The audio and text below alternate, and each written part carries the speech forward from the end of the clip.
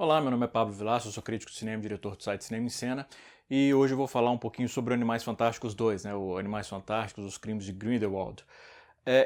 Eu tenho um fraco pelo universo criado pela J.K. Rowling.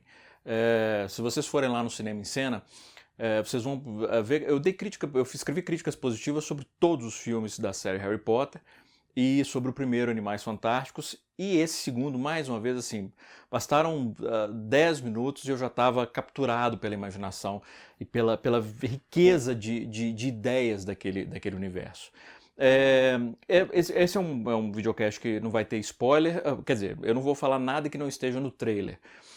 Mas de modo geral, o que eu posso dizer é que, bom, em primeiro lugar, gostei muito do filme.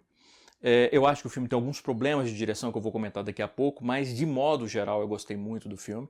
É um filme que ele tem uma imaginação vivaz, como todos os filmes da série Harry Potter, e essa imaginação ela é manifestada não só através da trama, aliás, até nem tanto pela trama, embora seja uma boa trama, mas mais pelos detalhes que compõem o universo, sobre os detalhes daquele universo mágico, sobre detalhes quase que, vamos dizer assim, burocráticos daquelas pessoas, né? Daquele universo, daquelas criaturas. E não só os detalhes, vamos dizer assim, burocráticos de como funciona o ministério, da hierarquia, etc., mas na própria magia, como, por exemplo, as entradas secretas para o ministério na França, nos Estados Unidos, na Inglaterra.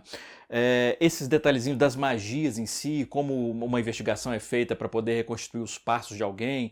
Esses detalhezinhos me encantaram muito, sempre me encantam nos filmes da série Harry Potter.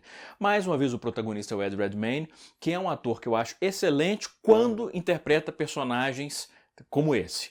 Personagens fantásticos, personagens que não têm nenhum tipo de embasamento no real. Quando ele interpreta personagens que têm embasamento no real, eu acho que é sempre um desastre, como no Garoto Dinamarquesa, como quando ele fez o Stephen Hawking. Tem crítica no site, eu explico lá, ele ganhou o Oscar, tem crítica no site explicando por que eu acho frágeis as atuações dele nesses filmes. Mas aqui não, aqui como o Newt Scamander, ele consegue criar um personagem que é adorável. O primeiro que é o mais importante, a gente acredita nele completamente como um cara que é apaixonado por aquelas criaturas. O cuidado que ele tem, o fascínio que ele tem, o olhar de encantamento quando ele vê uma criatura nova, a maneira como ele trata. Outra coisa que eu gosto muito no Ed Redmayne, nesses filmes, é como são detalhes, por exemplo, na composição, como ele executa as magias com absoluta naturalidade. Não tem nada de grandioso, não tem nada de não. É assim, é casual, como quem está acostumado a fazer isso. Ele passa alguém. Esse tipo de detalhezinho, por incrível que pareça, embasa na realidade, entre aspas, daquele universo mágico. Essa casualidade com que ele lida com o fantástico. E o olhar, a forma como ele não olha diretamente para as pessoas, como ele parece ter uma dificuldade mesmo de se conectar com as outras pessoas, são detalhes que eu gosto muito na composição dele. Uma outra composição que eu acho riquíssima nesse filme é a do Jude Law como Dumbledore. Aliás, os figurinos da Colleen Atwood, que é fantástica, não só são excelentes na recriação de época, mas ao conferir personalidade aos personagens. O Dumbledore aqui é um cara super estiloso, e a composição do Jude Law consegue evocar ao mesmo tempo autoridade, poder, né? A gente percebe como aquele Dumbledore vai virar o Dumbledore da série Harry Potter, e carisma. E assim vai, com todas as atuações. Com Ezra Miller fazendo o Credence, com um jeito também amargurado, com uma dificuldade imensa de aceitar o fato de que não sabe nada sobre si mesmo, e finalmente o Johnny Depp. E aí eu não vou entrar na questão, obviamente, de elementos pessoais da vida do Johnny Depp, estou analisando a atuação. Em termos de atuação, acho que a composição dele do Grindelwald é excelente.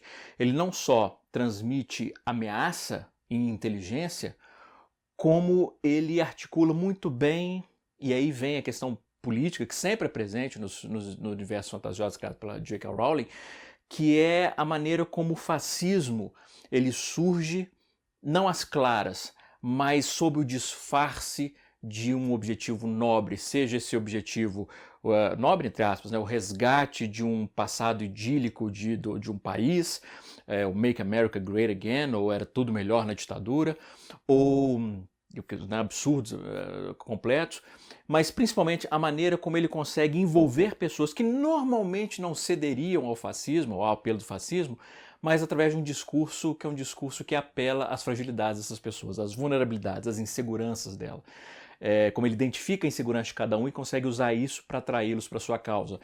Tem um momento que eu acho muito revelador no filme, quando uma pessoa do grupo dele diz, né, porque nós detestamos os trouxas e tal, ele diz, não, a gente não diz essas coisas em voz alta.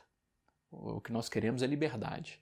E é perfeito, é uma alegoria política, não é sutil, não é nada sutil, mas funciona muito bem no contexto do filme. E os discursos dele no filme.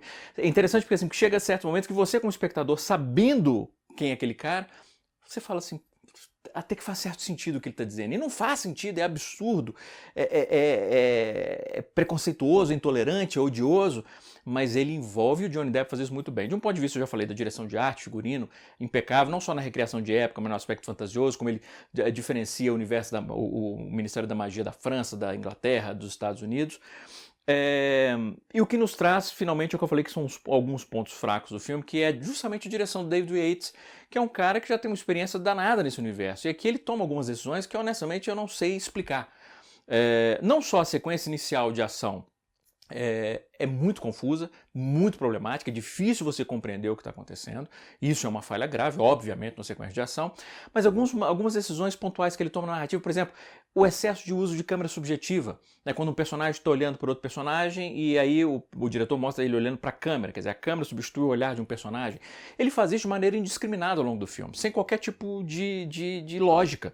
Em algum momento eu até pensei, não, ele está usando a câmera subjetiva para mostrar quando dois personagens estabelecem uma ligação com o outro, mas não, aí ele vai usar com a recepcionista do ministério, você percebe que ele usa ao acaso, aleatoriamente. Aqui ele decide usar uma câmera subjetiva sem qualquer motivo. Isso é problemático, quando você usa um elemento de linguagem claramente sem função. Isso me surpreendeu negativamente, assim como em certo momento, quando a personagem da Zoe Kravitz está passeando por Hogwarts e ele usa uma câmera na mão, não sei porquê. Eu não sei o que ele quer transmitir com aqui. Então são pequenas decisões, assim, sabe? Mas de modo geral o filme é eficiente, eu gostei muito do filme. Acho que, como eu falei, é um universo que envolve, eu acho que a trama é interessante, talvez tenha personagens demais, tem pelo menos um personagem, eu vou discutir isso na crítica escrita, eu vou escrever sobre o filme, que é dispensável, e ele ocupa um tempo de tela relativamente grande. Mas eu gostei bastante do filme, eu gosto muito desse universo e a história prende e eu quero mais. É isso. Um grande abraço e bons filmes.